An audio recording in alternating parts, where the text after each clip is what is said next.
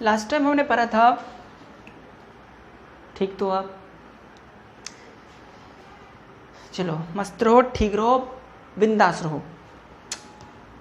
Last time हमने क्या पढ़ा था?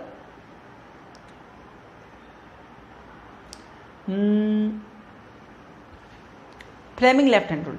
तो फ्लेमिंग लेफ्ट हैंड रूल में ये था कि जब हम किसी करंट कैरिंग वायर को मैग्नेटिक फील्ड के अंदर रखते हैं तो उसमें फोर्स लगता है, और ये फोर्स कितना लगता है और किधर लगता है, ये सब चीज़ें हमने जाना था। थोड़ा रिकॉल कर लें। ऐसा है, मान लो नॉर्थ पोल है ये, साउथ पोल है ये, तो नॉर्थ पोल से साउथ पोल बाहर में होते हैं मैग्नेटिक फील्ड, क्योंकि ये अलग मैग्नेट है, ये अलग मैग्नेट है। बाहर में नॉर्थ से साउथ होते हैं और अंदर में साउथ से नॉर्थ होते हैं। तो इधर मैग्नेटिक फील्ड हो गया। Let us suppose current is flowing in this direction, तो इस पे फोर्स लगेगी कि नहीं लगेगी? लगेगी। करंट कैरिंग वायर और मैग्नेटिक फील्ड दोनों आ गए तो फोर्स लगेगी। तो फोर्स किधर लगेगी? तो मैग्नेटिक फील्ड के डायरेक्शन में लेफ्ट हैंड के 4 फिंगर्स को रखूँ, तीनों म्यूचुअली परपेंडिकुलर होते हैं, याद रखना तीनों finger.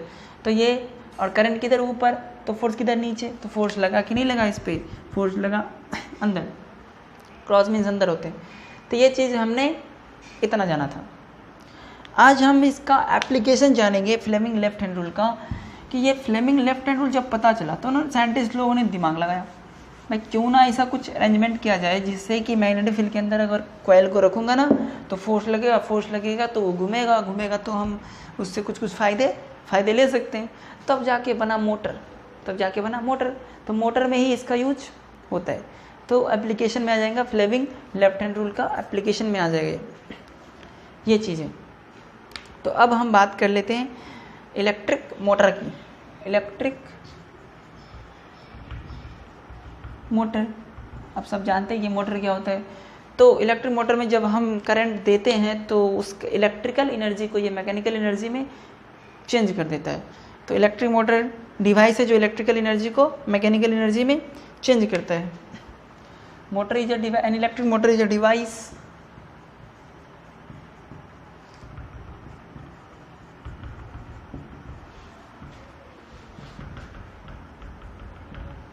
which changes an electrical energy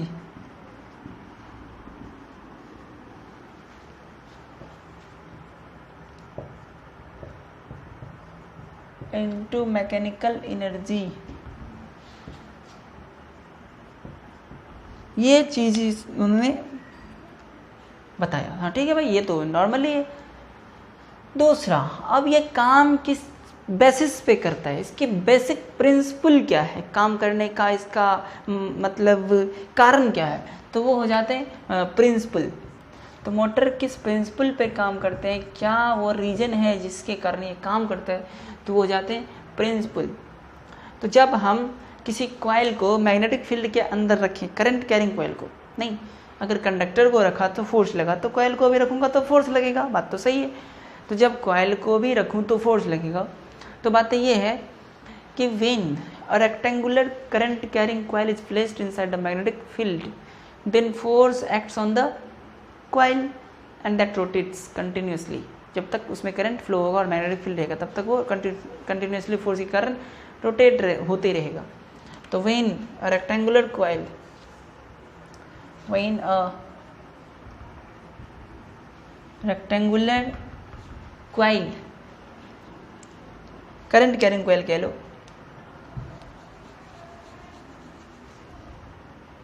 when a rectangular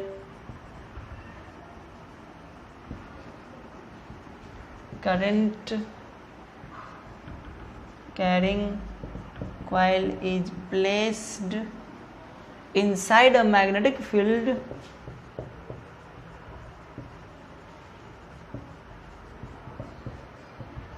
ठीक, placed inside a magnetic field, then force acts on the coil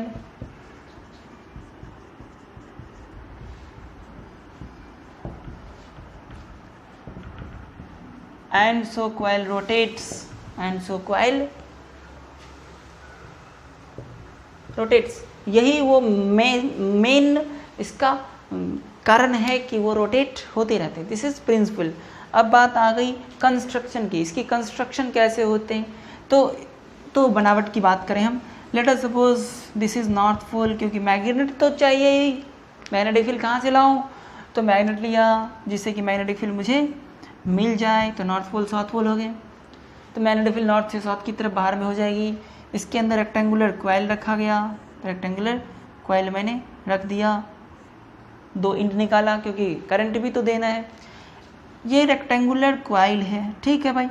इसके जो एंड्स है उस एंड्स पे एक कम्यूटेटर लगा दिया, कम्यूटेटर इस यहाँ पे और यहाँ पे, दोनों जगह कम्यूटेटर लगे हुए। This is commutator. कॉपर का आधी रिंग होता है, कॉपर का half ring, that is called commutator. इसके बाद यहाँ पे ये कार्बन ब्रश लगा हुआ है, दिस इज कार्बन ब्रश, जिसके थ्रू हम बाहर का वायर कनेक्ट करते हैं, बाहर से वायरिंग इसी में करते हैं। ये इसके टच में होता है बट फिक्स नहीं होता। ये कार्बन ब्रश और कम्यूटेटर दोनों टच में होता है, एक दूसरे के ऊपर स्लिप करता है, क्योंकि ये तो घूमते रहेगा।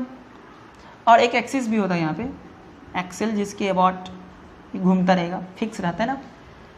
बीच में एक रॉड है मान लो, एक्सिस जिसको कहते हैं, और इस पर ये घूमता रहेगा घूमता रहेगा घूमता रहेगा, ठीक, ऐसा मान लो ये घूमता रहेगा।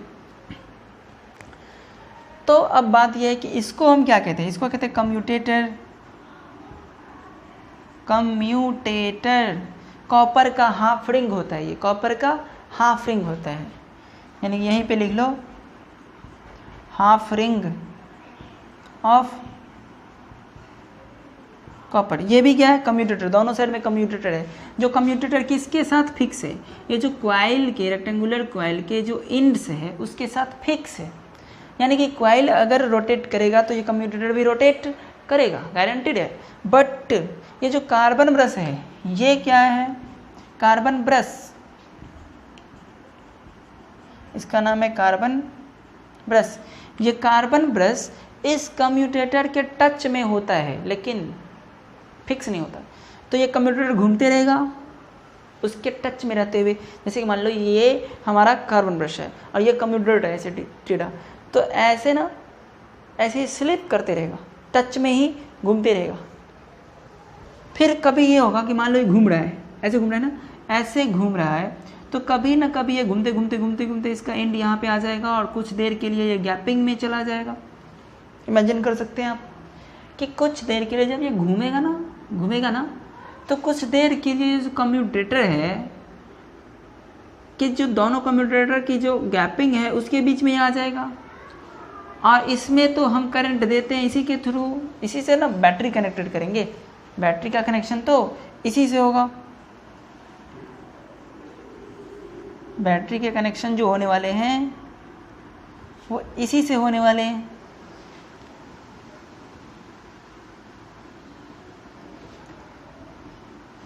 मान लो ये बैटरी हमने कनेक्ट किया, तो बैटरी कनेक्ट किया इस कार्बन ब्रश से ही, कार्बन ब्रश से हम बैटरी कनेक्ट करेंगे, ठीक। तो उसमें करंट जाएगा, तो करंट कुछ देर के लिए नहीं भी जाएगा जब ये कार्बन ब्रश इस गैपिंग में आ जाएगा।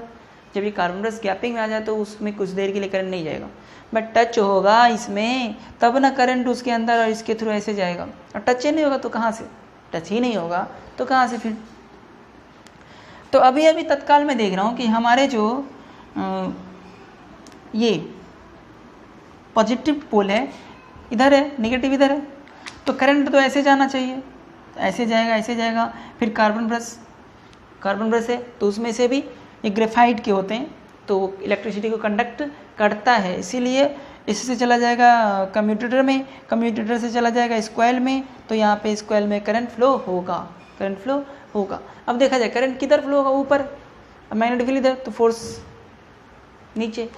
तो इसमें देखा जा रहा है कि करंट ऐसे निकल रहा है, इसके थ्रू ऐसे गया, फिर ऐसे निकल गया, यहाँ पे करंट आ गया। अब मैग्नेटिक फील्ड पता है इधर से इधर है, तो करंट भी आ गया इस पे, इस कॉइल पे करंट भी आ गया, मैग्नेटिक फील्ड भी है, तो फोर्स लगेगी कि नहीं लगेगी। तो फ्लेमिंग लेफ्ट हैंड रूल से हम उस फोर्स की डायरेक्शन को निकालेंगे। तो देखो मैग्नेटिक फील्ड इधर, फोर्स ये करंट ऊपर, तो फोर्स नीचे यानी अंदर, तो इस पे फोर्स लगा अंदर तो ऐसे घूमेगा। जैसे इस पे फोर्स अंदर लगा तो ये बाहर आ जाएगा, ये अंदर जाएगा और ये बाहर आ जाएगा, जाएगा कि नहीं जाएगा। तो ये वाली बात, जैसे कि ऐसे है ना, मान लो ये चीज़ है, तो इस पर अगर फोर्स अंदर लगेगा तो ऑलरेडी ये फिक्स है, यहाँ पे एक्सिस है, तो ये अंदर जाएगा तो ये पक्का बाहर ही आएगा। बातें तो क्लियर है। तो ऐसे टाइप के कुछ रोटेशन होना शुरू हो जाते। तो हमारे कंस्ट्रक्शन में, मैं कंस्ट्रक्शन में क्या एक्सप्लेन करूँ, तो कंस्ट्रक्शन में ये लिखूँ, टेक है ना यू शेप्ड मैग्नेट, कुछ भी यू शेप्ड भी हो सकता है। ये यू शेप्ड में ऐसे होता है ना मैग्नेट, उसके बीच में रख दूंगा कॉइल को, ऐसे रहेगा यू शेप्ड, तो मैग्नेटिक फील्ड बनाएगा, और इसके बीच में कॉइल रख दूंगा इसी बीच में। तो taken a magnet and placed a rectangular coil inside the magnetic field of that magnet. The ends of coil is connected to the commutator and that commutator is in touch with carbon brush. वो commutator carbon brush के touch में है and slips over it या slips on it. तो इस pay slip करते रहता है, घूमते हैं ये, तो कार्बन ब्रश भी, ये कम्यूटेटर भी घूमेगा। तो ये तो फिक्स है, लेकिन कम्यूटेटर तो घूमते रहेगा, रोटेट करते रहेगा, तो कभी टच में रहेगा तो कभी नहीं रहेगा। तो रोटेट्स ऑन कार्बन ब्रश। तो ये चीज़ें, external sources applied to give the current to the coil. Source तो लगाना पड़ेगा ना, बैटरी हो या जनरेटर हो, जो कुछ भी वो तो लगाना पड़ेगा ही। तो इस तरीके से अब हम कंस्ट्रक्शन को लिख लेते हैं। तत्काल आप इसे फिगर को नोट करो।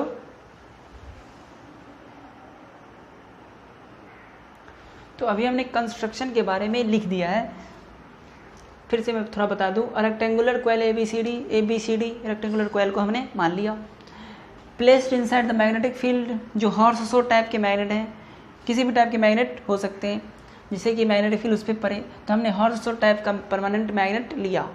Ends of the coil, coil के जो इंड्स है ना, वो कम्यूटेटर से कनेक्टेड है, फिक्स है। Is connected to the commutator which passes, commutator pass कर रहा है किसके ऊपर, कार्बन ब्रश के ऊपर। टच में भी होता है, कार्बन ब्रश के टच में भी होता है, तब तो करंट जाएगा ना। तो carbon brush is connected from the external source, carbon brush को ही बाहर की सोर्स से कनेक्ट करते हैं जिससे कि एनर्जी उसके अंदर, इलेक्ट्रिकल एनर्जी जाए। अब ये कम्यूटेटर का काम क्या होता है, आगे ज़्यादा एक्सप्लेनेशन होगा इसका। कम्यूटेटर सर्किट के अंदर डायरेक्शन ऑफ करंट को रिवर्स करता है। कम्यूटेटर सर्किट के अंदर डायरेक्शन ऑफ करंट को रिवर्स करता है। तो ये चीज़ें हमने अभी तक जाना। तो ये हमारे हो गए कंस्ट्रक्शन। अब बात आ गई वर्किंग के। तो वर्किंग को हम समझेंगे।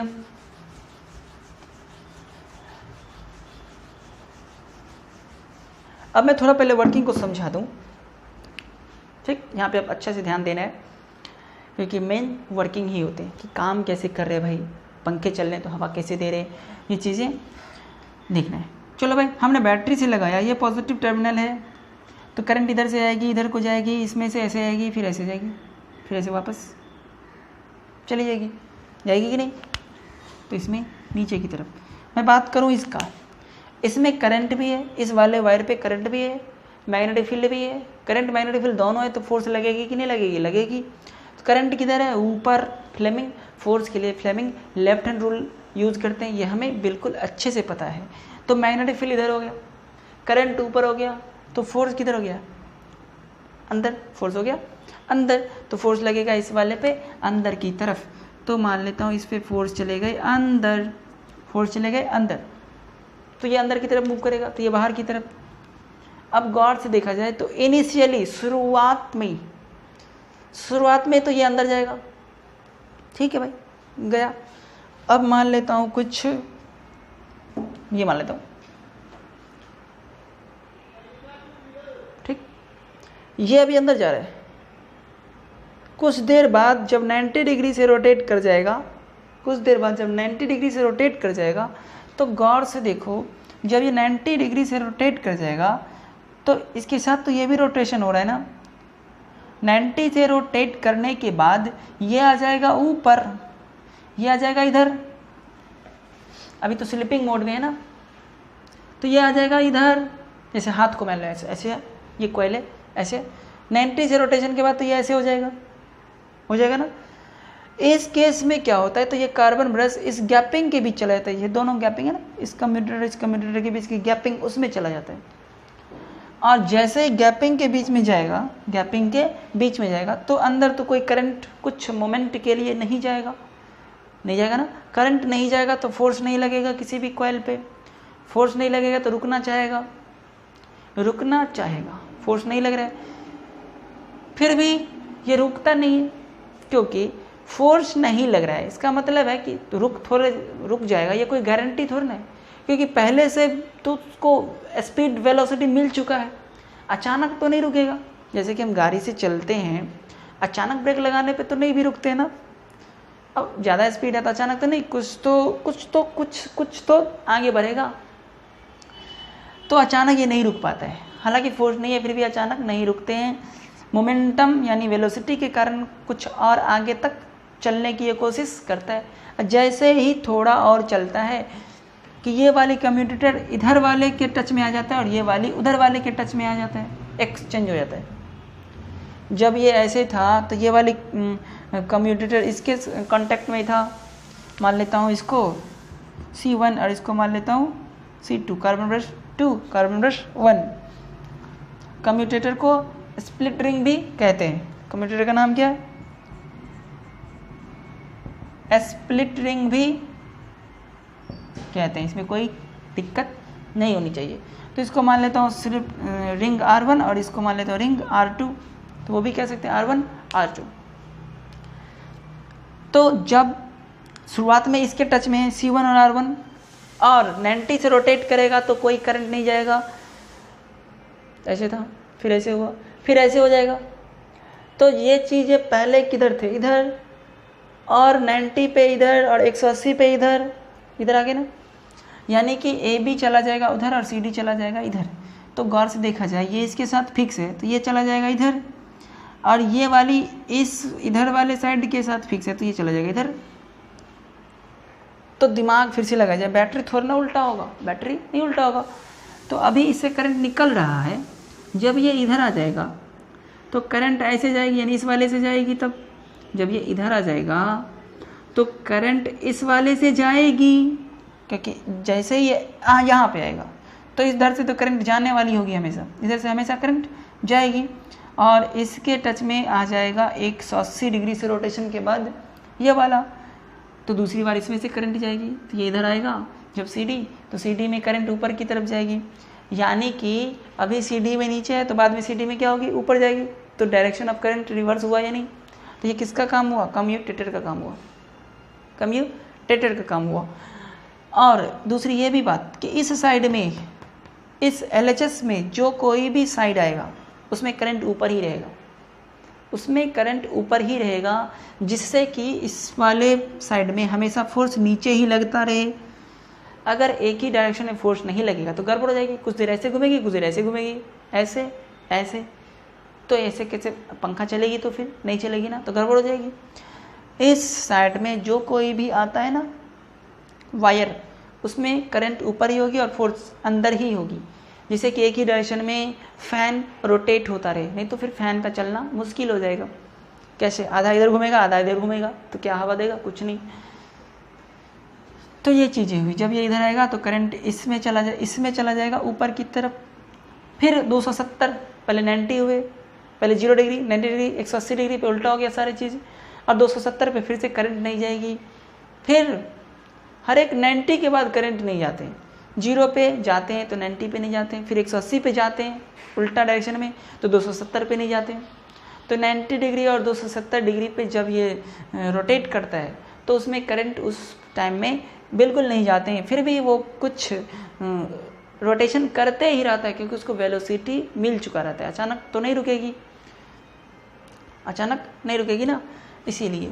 और जैसे ही चलते ही रह जाता है तो कुछ ही मोमेंट के बाद फिर से तो उसको करंट मिलने ही लगता है, कुछ ही मोमेंट के बाद फिर से करंट मिलने लगता है। इसीलिए ये कंटिन्यूसली चलते रहते हैं, कभी करंट 0 तो कभी करंट मैक्सिमम, कभी करंट 0 तो कभी करंट मैक्सिमम। तो अब मैं पहले इसको लिख देता हूँ और मैं उम्मीद करता हूँ कि आपको समझ में आया होगा। थोड़ा अपना प्रैक्टिस करना और तो फिर समझ में आएगा। मैं अभी लिख देता हूँ, पहले नोट कर लेना।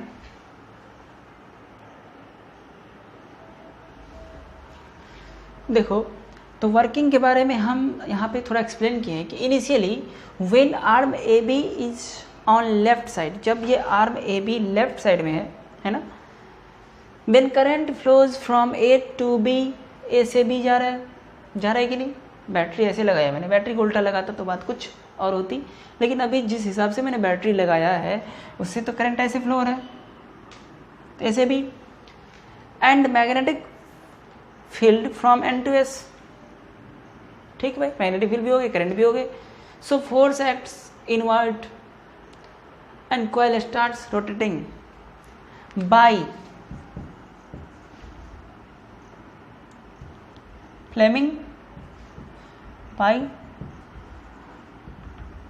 Fleming's left hand rule. कैसे घूमा, तो फ्लेमिंग लेफ्ट हैंड रूल का अप्लाई किया तो पता चला कि फोर्स लगी कि नहीं लगी। हाँ, फोर्स तो फ्लेमिंग लेफ्ट हैंड रूल से लगेगा, तो वो अंदर गया। After 180 degree 90 degree rotation current in the coil becomes zero. जब ये गैपिंग में आ जाएगी ना, गैपिंग में आ जाएगी, कार्बन ब्रश कम्यूटेटर के कांटेक्ट में तब नहीं रहता है, because carbon brush is not in touch with commutator and so no force. जब करंट नहीं जाएगी तो फोर्स क्या लगेगा, कुछ भी फोर्स नहीं लगेगा on the coil. However coil rotates due to initial momentum, क्योंकि शुरुआत में मोमेंटम उसको मिल चुका है ना, अचानक तो रुकेगा नहीं, और जैसे ही थोड़ा चलता है तो फिर से टच में आ जाता है, तो करंट फिर से फ्लो हो जाते हैं। तो आफ्टर 180 डिग्री रोटेशन 180 से घूमने के बाद ये वाली आ जाती है इधर और ये वाली चली जाती है उधर, ठीक। तो ये कहानी हो जाती है। तो after 180 degree rotation arm C D comes to left, and arm A B goes to right side. In this case current goes in the arm C D में पहले आ रहा था नीचे की तरफ, अब जाएगा ऊपर की तरफ, क्योंकि ये आ जाएगा इधर जो आएगा उसको बैटरी करंट देगा। तो सी डी में पहले निकल रहा था, अब जाएगा फ्रॉम डी टू सी, कहाँ, डी से सी जाएगा current. So again force acts on the arm C D inward, पहले आउटवर्ड था सी डी में, अब फोर्स लगेगा सी डी में इनवर्ड, क्योंकि इधर आ गया है, और कॉइल रोटेट्स। अब इसके बाद क्या होगा, 270 डिग्री पे, 270 पे भी वही कहानी होगी। तो after 270 degree rotation current in the coil is zero, because carbon 270 पे भी यही कहानी हो जाएगी, 270 पे भी यही कहानी हो जाएगी। तो नोट करो,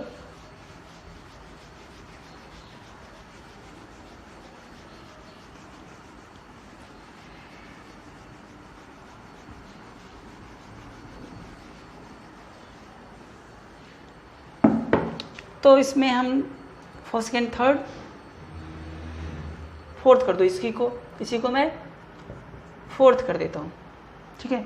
तो आफ्टर 270 डिग्री रोटेशन, 180 के बाद तो 270 होगा, 270 degree rotation current in the coil is, again लगा दो यहाँ पे, अगेन जीरो, बिकॉज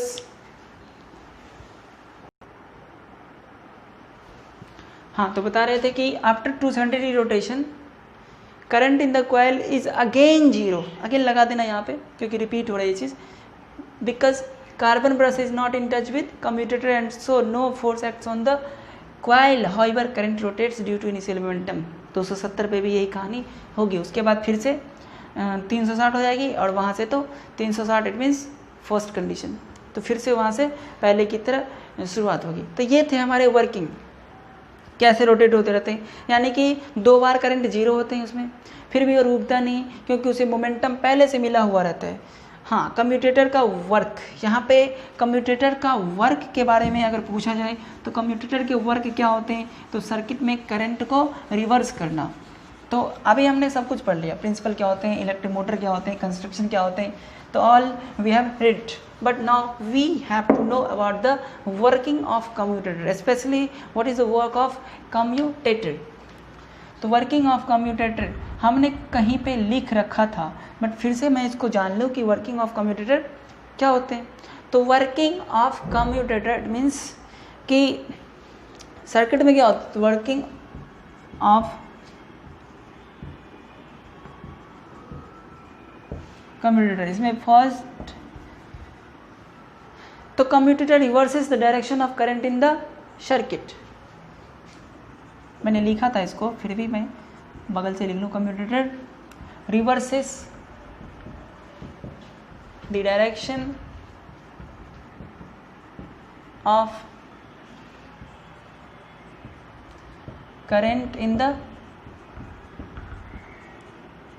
सर्किट में डायरेक्शन ऑफ करंट रिवर्स करता है। अगर ये रिवर्स नहीं करेगा ना तो पंखा आधी रोटेशन इधर करेगी और आधी रोटेशन इधर करेगी, सो दैट द फोर्स में acts on the same direction, एक ही डायरेक्शन में।